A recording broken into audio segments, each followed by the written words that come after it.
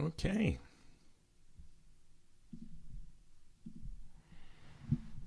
How's everybody doing? Good. Good. Yeah, David, I want to check in with you since this is your first time with the group. Uh, so you, you got the ease of this, the simplicity of this? Yeah, absolutely. I mean, I've been trying, you know, I was gonna say this technique, but it's not really a technique, is it? It's just Yeah. being. But I really enjoyed that. I liked at the beginning when you're saying like experience like your body as if you're an alien in a Mm-hmm. human body. And this tends to happen to me when I meditate for maybe longer than 15 minutes, where I'll settle into it and then I'll have like these waves of bliss and it feels natural and easy. And Mm-hmm. then it'll start to kind of creep up this like antsiness or this like, I want to, I want to stop, I want to get up and do something. But I kind of just tried to apply that same mindset of like, okay, what is this, boredom? Wanting to do like I'm an alien experiencing this for the first Mm-hmm. time.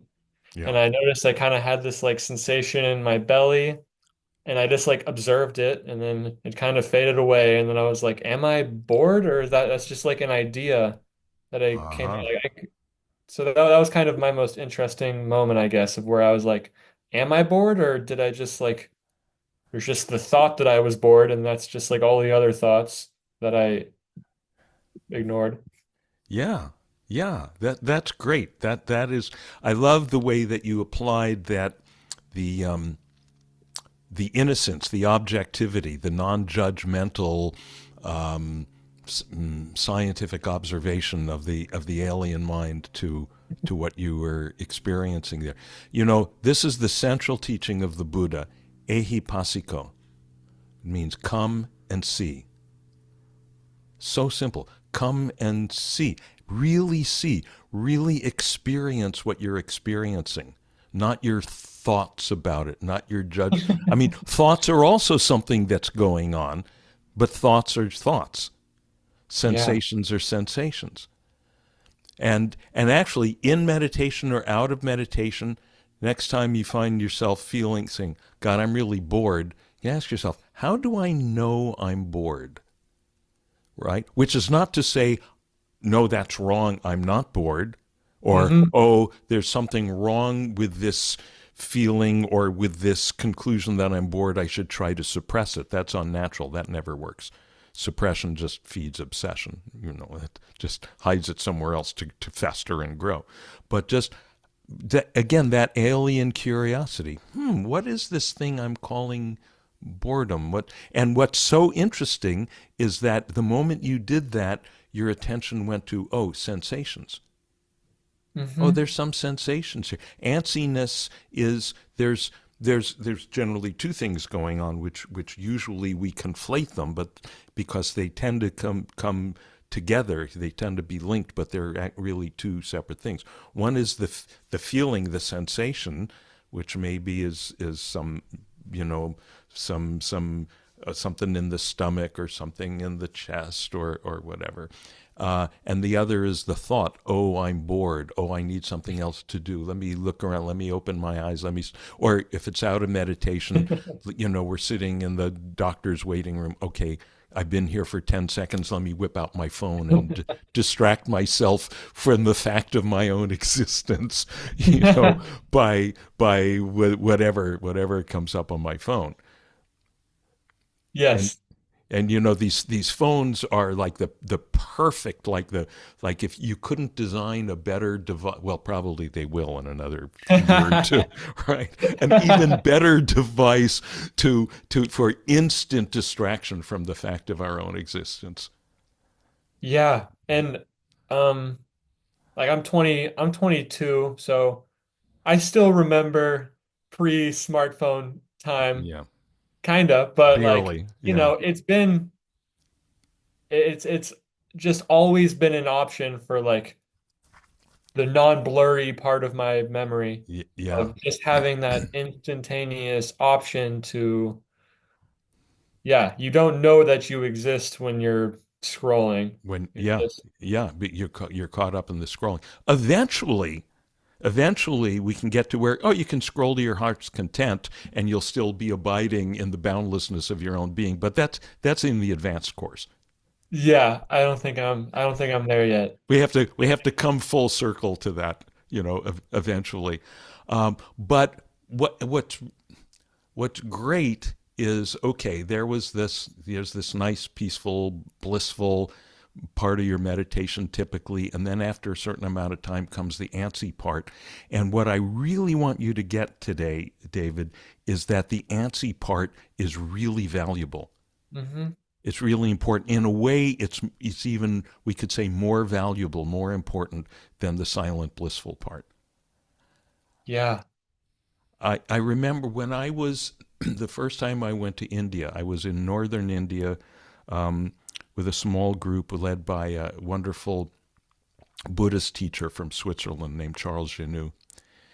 And we were going to all the important sites in the life of the Buddha's birthplace, and the Bodhi tree, where the story is he sat under the tree and attained enlightenment. And then close to that is the deer park, where the Buddha gave his first discourse, his first sermon. Sometimes they say the first turning of the wheel of Dharma, where he first expounded on the Four Noble Truths and the Eightfold Path. And so, sitting there in the deer park, Charles gave us a little discourse of his own. And it was why meditation is important.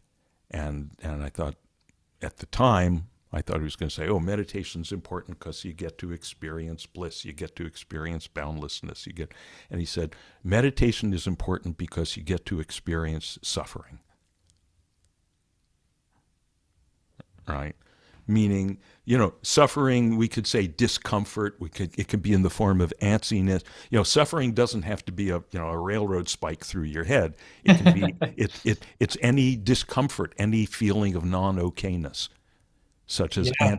antsiness, boredom, whatever. And you get to encounter that, and you get to find out about it, and you get to find out that it's not an interruption of beingness, which is without quality, which is silent, which is invisible, which is boundless, which is awe. But it's, if we only have that, which is what most people think is supposed to happen in meditation. I have to block out all these thoughts. I have to get rid of all this stuff, and so and then finally I'll get, maybe two minutes of just pure with nothing along with it. After an hour of Mm. banging my head against the wall, and then if you're really devoted, okay, I'll come back and grind my teeth for another hour tomorrow so I can get 2 minutes of nothing in there. But what we do is we just see, no, resting in the silence is not, the silence of beingness, of the fact of our own existence, is not, nothing is in conflict with that. No wave, no matter how big or violent the wave is, cancels out the boundlessness and the silence of the ocean. So we can just rest as the ocean, which is really our own essence, our own beings. Rest as the ocean, and whatever waves are there are there. And what that means is that the line, which is really the artificial line, the imaginary line between so-called meditation and so-called life, that line gets more quickly erased, because more and more we can reckon, oh, I can be abiding in boundless beingness, in beginningless, endless as I'm walking around doing stuff.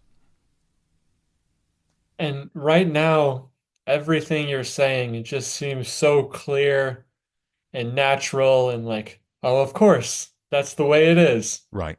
Um, and I was already getting a taste of that from reading your books and practicing myself. I've just been feeling that not the time to get into global issues or like Hmm. politics or whatever. But like I just find that like I have this I like I have like two modes where I'll meditate and I'll like see it the way it is and I'll be at peace and accepting. And then the second I get riled up, see something on my Hmm. phone is probably the most common culprit. Usually in the real world, people are pretty nice and Hmm. caring, where I'll like snap out of it. And it almost feels like I have like those like two modes, like the, I Right. don't know, enlightened mode and then just like the normal Yeah. ego Back in the crap. me. And Yeah. it feels like and I know this is still a part in the journey, but like I felt like, oh, I'm making this spiritual progress. And then I was like, oh no, I'm still the same person. Yeah. And I know that's just the path, and I'm not, it's the Yes. way. That's exactly right. That's exactly right. That the path is seeing that apparent irresolvable contradiction and finding that it gets resolved through integration. It gets resolved through regular practice, sitting down ideally every day, and the best is set a time where you do it every, like brushing your teeth, so that you know it's not, oh, will I get around to it today? Do I feel like it today? Just feel like it or not. Okay, it's this is the time. Put a cushion under me, quick. and and that's the way that the integration happens, and that ultimately it's the fulfillment of Bhagavad Gita chapter 2 verse 48, yogasta kuru karmani. Yoga sta, established in yoga, the real meaning of yoga, which is mean union, conscious union with our own boundless nature. And sta, established. Yoga sta kuru karmani. Kuru karmani, perform action. So that's the integration of those two things. The and then here's all the right. We go back and forth between and right. And and they get integrated, and what it does is, the more as we're navigating through the more we're established in the the more that comes to permeate our emotions, our mind, our speech, our behavior. It just seems like everyone else is so right, or so many people, or the people who are running things, we want them all to be saintly. Well, we start with ourselves. uh, and also, the more we're coming from that yoga established in the more it just takes the edge off of all of that.